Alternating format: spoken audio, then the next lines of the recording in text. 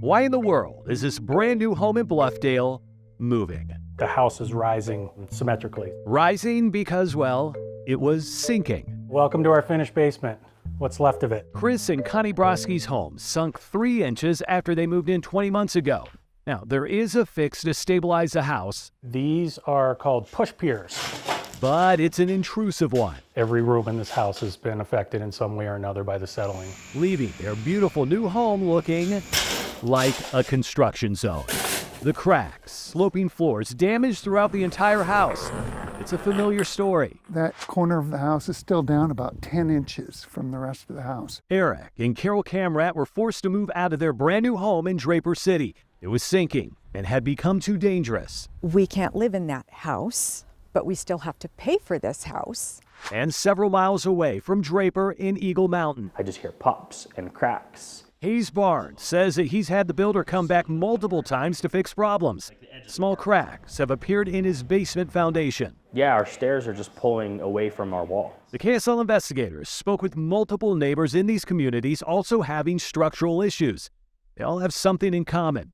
They all built with Edge Homes. And all are wondering, how did this happen? It shouldn't fall to the home buyer to be experts in soil compaction or where you can or cannot put your footings on a house. I mean, that's why we paid Edge Homes. Now, none of these homeowners are building experts, but if you look at their contracts, well, it kind of sounds like they're expected to be. Here, under the soils disclosure, the buyer is, quote, given the opportunity to review soils investigations, and by signing the contract, buyers waive any warranty regarding soils on the property or under the residence. And that report is this. It's a geotechnical investigation. Engineering companies are hired by the builders to put this thing together, and most cities you'll find require that this information is submitted before any building is actually approved. You'll see soil types and specific recommendations from engineers on what needs to be done to safely build on the land. And it's often done several months, even years prior to any construction. Some parts of it will be difficult for a lay person to understand, but a lot of it will be pretty clear. BYU engineering professor Dr. Kyle Rollins says that there are 2 specific things buyers should look for before they sign any contract. Poor compaction of fills and 2, poor drainage of the soil. Now, soils in Utah can be finicky. Some compact easily and are very sensitive to water. Rollins says homes can still be built on these areas with proper preparation. If soils are not properly excavated, filled, and compacted, It can settle when it becomes wet. Settle quite a lot, 10% of its height. while most homes still settle, they should not settle more than an inch. And most buildings can accommodate that without a lot of cracking. It's when you start to get 3 or 4 inches of settlement that you have problems. But here in Utah, making sure the engineer's report is followed usually isn't up to city building inspectors. They're busy making sure construction follows building code. Inspection is usually contracted out by developer. The KSL investigator spent months requesting these soils reports from the cities, going over them for any discrepancies, including with Edge Homes engineer to see if recommendations from the reports were followed.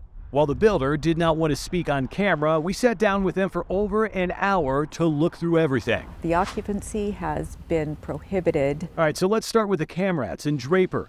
Edge says tons of soil was dug out and replaced before building as recommended.